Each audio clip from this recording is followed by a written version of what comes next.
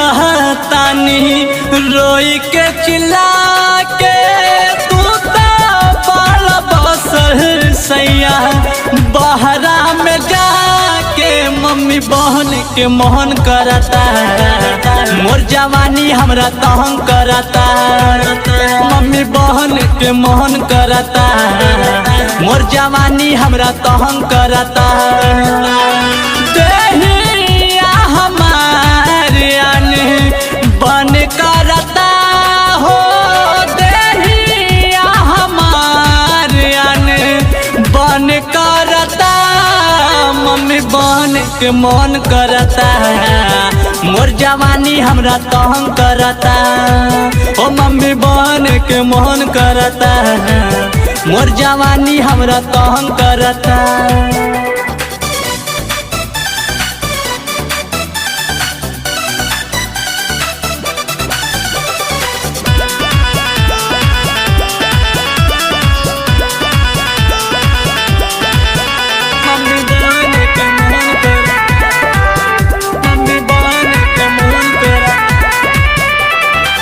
आइल घरे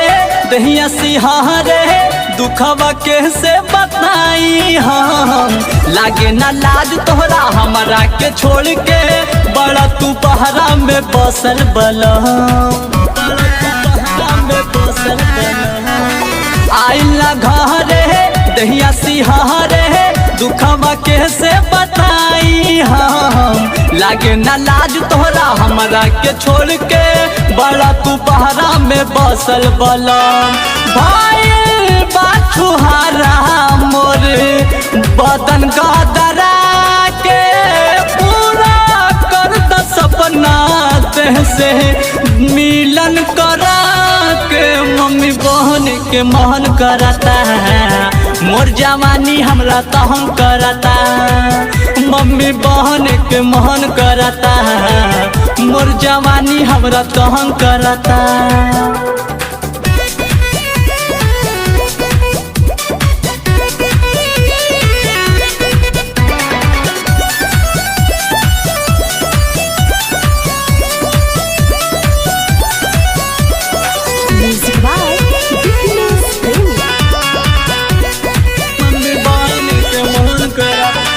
रोवत सेज हो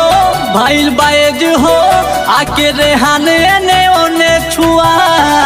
मानत नहीं के कैसे मनाई आके